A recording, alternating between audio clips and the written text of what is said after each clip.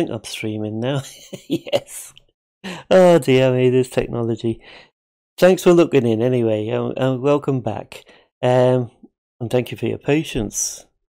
These things are sent to try us, I think.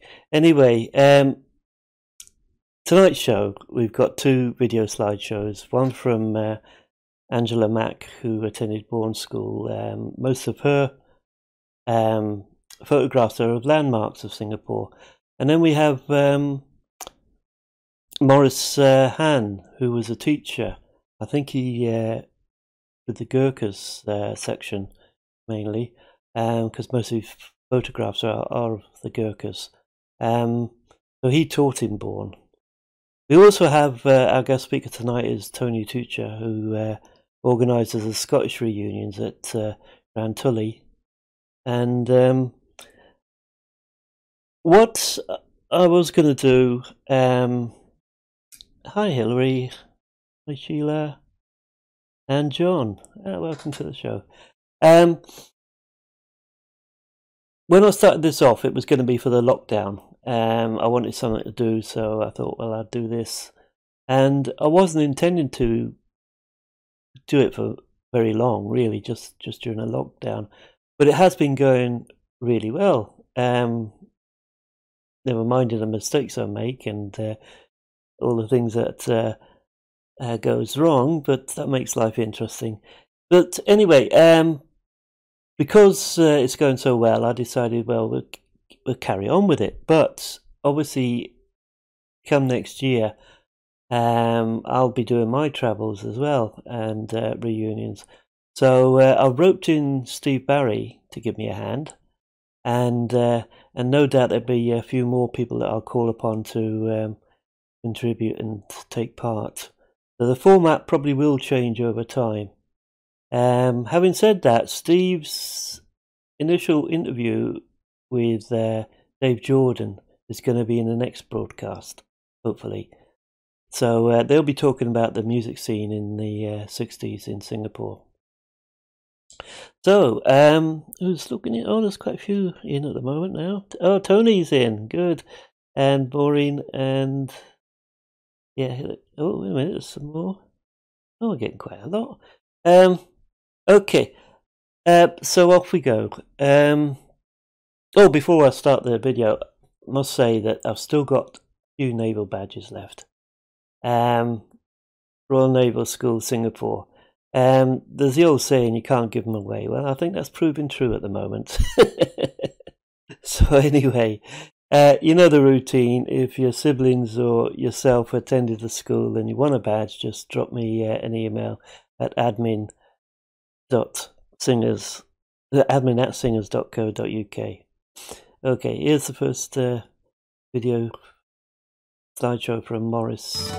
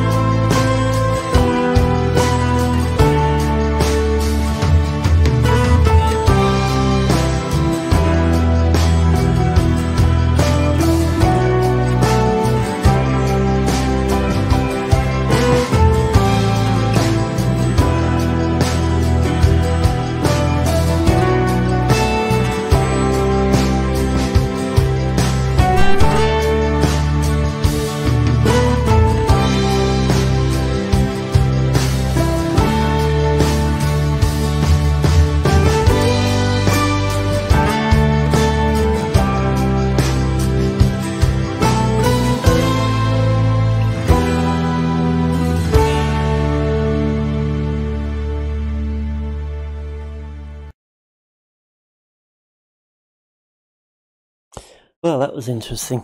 The next one is our guest, Tony. I think he's known to a lot of people because he's regular around the reunions, and obviously he organises the Scottish one.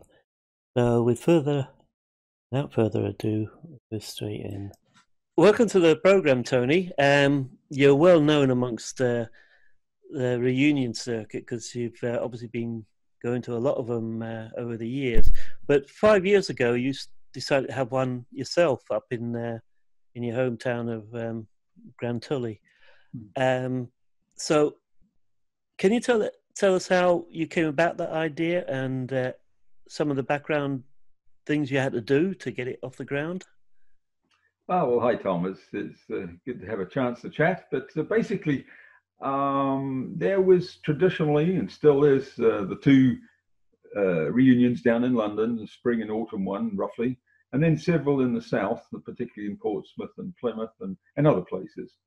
And people like Lynn Copping and myself and a number of others had quite a travel to come down to those, not that we wouldn't want to come.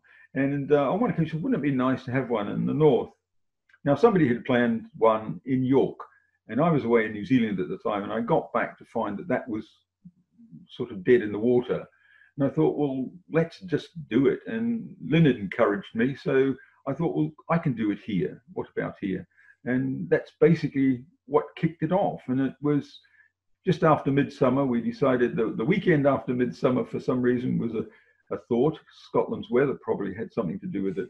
And that's how it all started. The initial organising was a bit daunting because when I've gone down to London, for example, or Portsmouth, there's loads of things I want to do. And I thought, well, if people are coming all the way to Scotland, they all want to do things there. They don't want to just zoot up, have an afternoon and a meal, and then zoot back.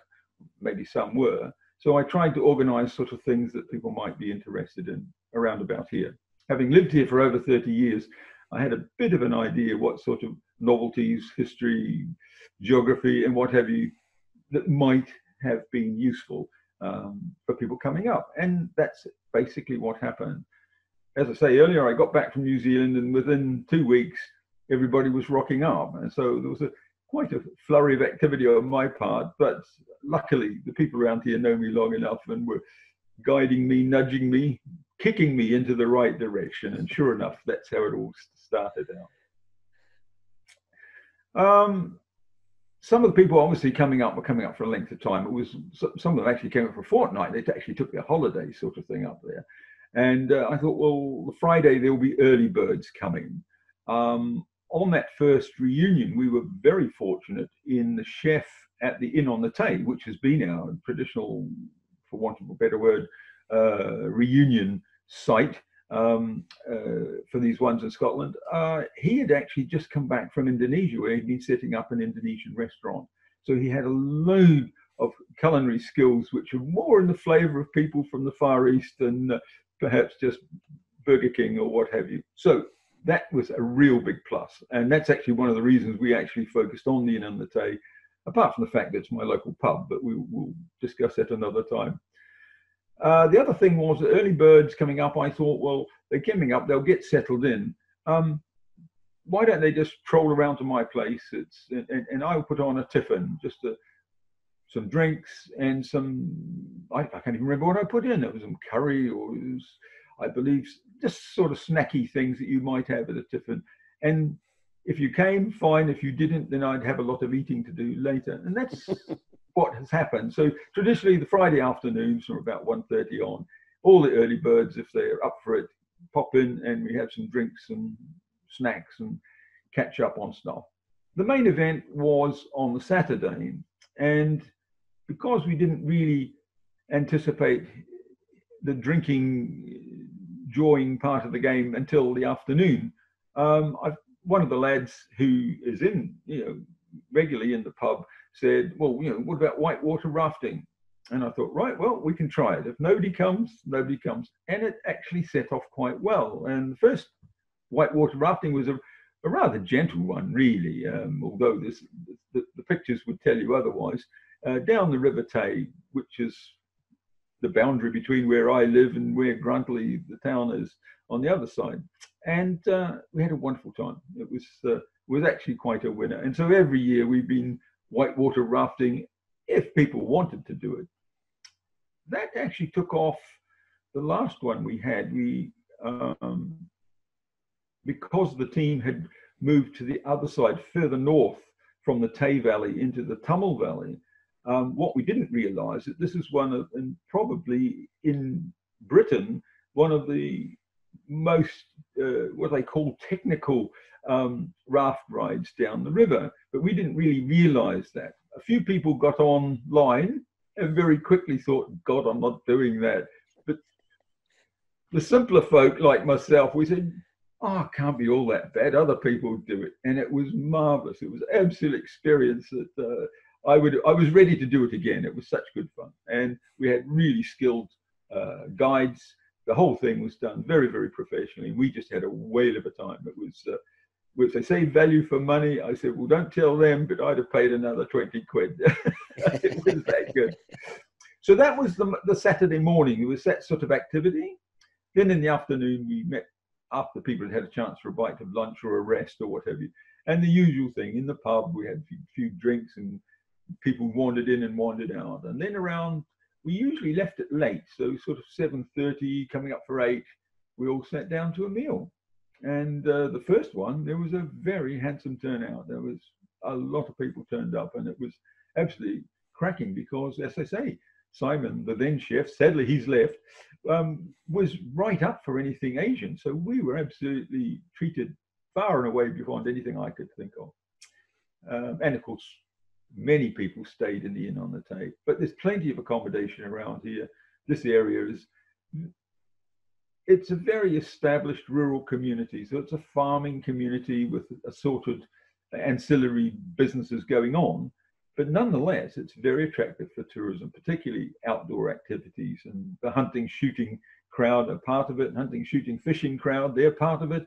But equally, just people who want to go hill walking, mountain biking, that sort of activity. And of course, as we mentioned earlier, rafting. There's a lot of water sports on these rivers, summer or winter.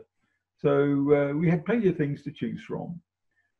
Historically, this part of Scotland is sort of bang in the middle of mainland Scotland, I suppose. Certainly we'd be 10 miles from whatever the geo centre would be. And so there was loads of stuff to do. There were castles and distilleries and you know, good things to see and some rather bad things historically to see. So I just sort of left it open to the people who came. So on the Sunday, a lot of people stayed back. And with the help of a local chap and his minibus, we all piled in and off we went. We visited Blair Castle and wandered up to the Moulin Inn, which is a very old inn, which actually has its own microbrewery, literally slapped alongside. So that was an attraction for some of our members as well. So we did that. It was just wonderful. And for me, the most spectacular part of it all was that Scotland's weather actually behaved itself on that first occasion, because it could have been a complete washout. And so that was how it all went. And very good turnout, as I say. And we tried to do it each time, right up until this year, which unfortunately, for the reasons everybody's aware of, we had to do virtually. Now, what happened was with the virtual one, just recently, was I found a whole lot of video I had taken on the rafting coming down, because I had my little Sony head cam on, and I hadn't actually seen it. And there it was. And I thought, okay, so the virtual reunion this year was here in Grantully, but it was the historical evidence of our slopping around in the river coming down, and a nice little tiffin I prepared anyway.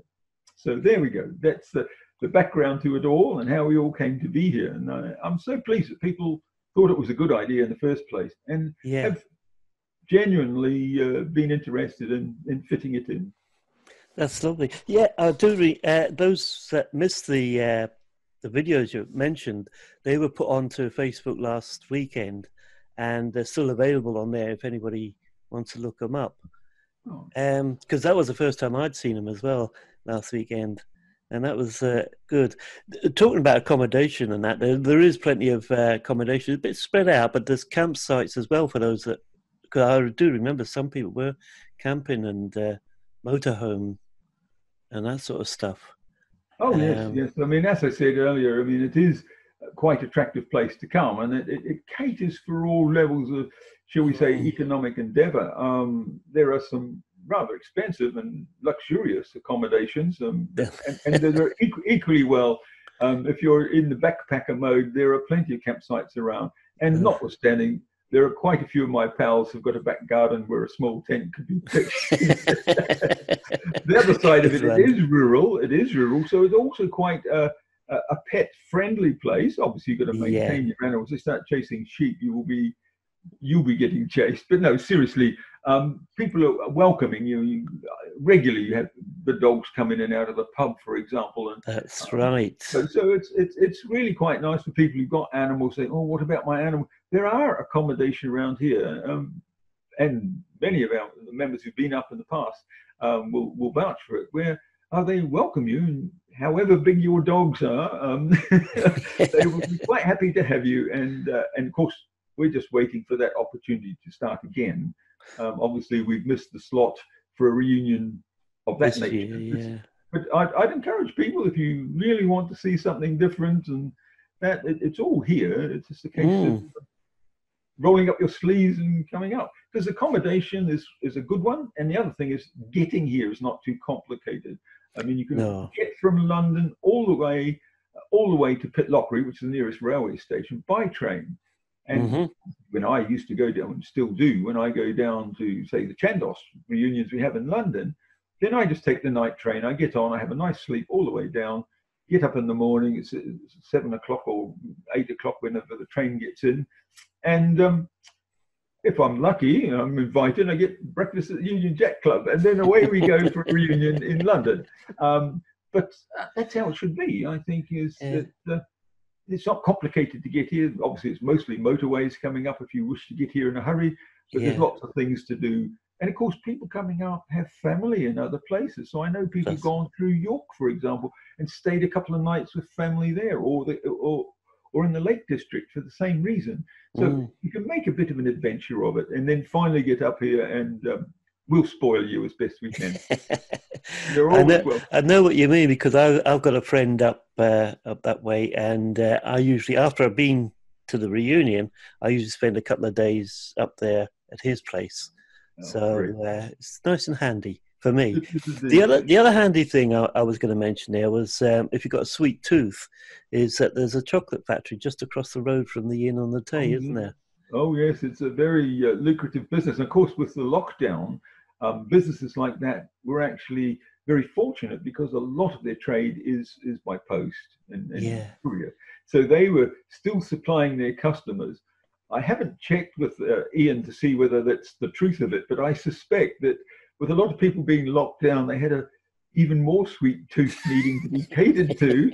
And so I suspect he wasn't doing too badly out of it. But it is one of those businesses which obviously had to have its staff, but very limited and very small numbers, and they could Yeah. maintain that business quite well. So obviously the shop that you could wander in and buy things That's wasn't right. open, of course, but their little, as you call it, the factory around the back, which normally you can sit and watch them doing all their wonderful Mm. stuff. But it is a rather upmarket place, so it it does Yeah, seem rather. it's But they cost a few are. I pennies. mean, Yeah. but they are, in all fairness, they are very well known internationally, and they got Mm. loads of certificates of merit and awards for the best chocolates in the world and this sort of stuff. So we're dealing with people who know what they're doing, and it's lovely. And it's lovely to have them just 150 yards from where I live. So Yeah, it's all good. yeah, excellent. And hopefully next year we'll be able to do it again. Oh, And ever, ever hopeful. Yes. yeah, we should be able to. I think next year's a different story, but yes, I'll be prepared to book up and come, and I'm Mm-hmm. sure many other people will.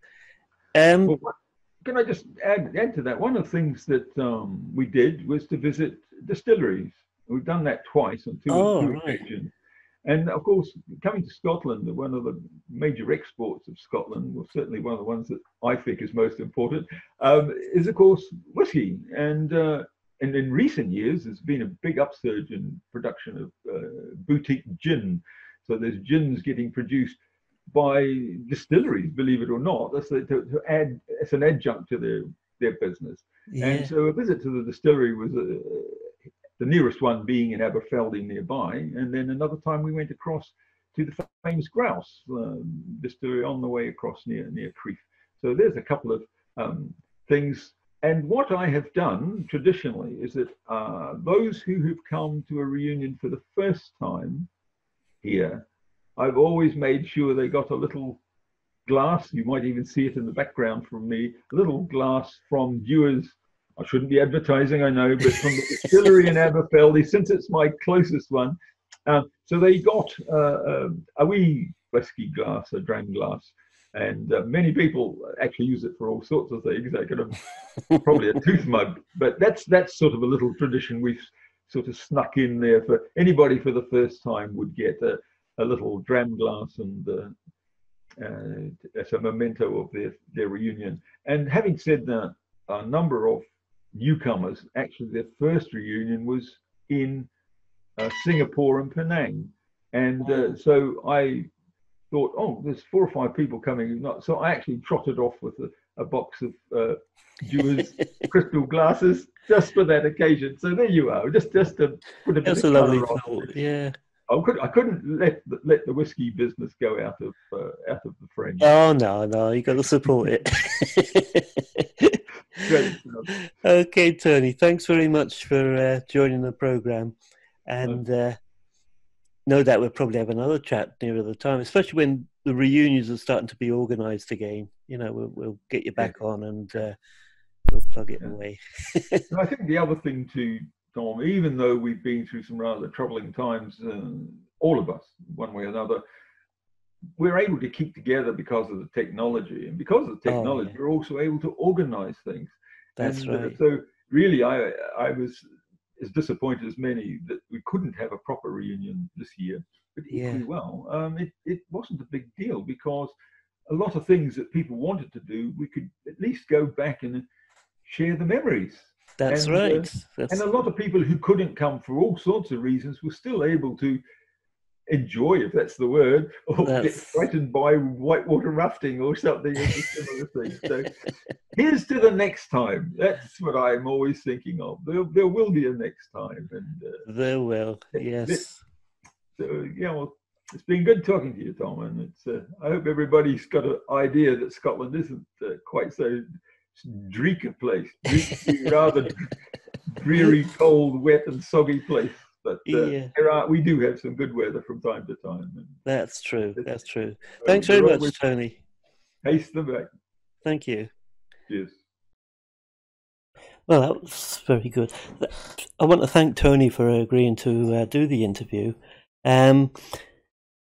As just before the last video slideshow, I just want to mention that I'm continually looking for material to put out on these programs. So if anybody wants to make their own video or video slideshow of their photographs or anything like that, go ahead and do it and submit it, and we'll try and get it on.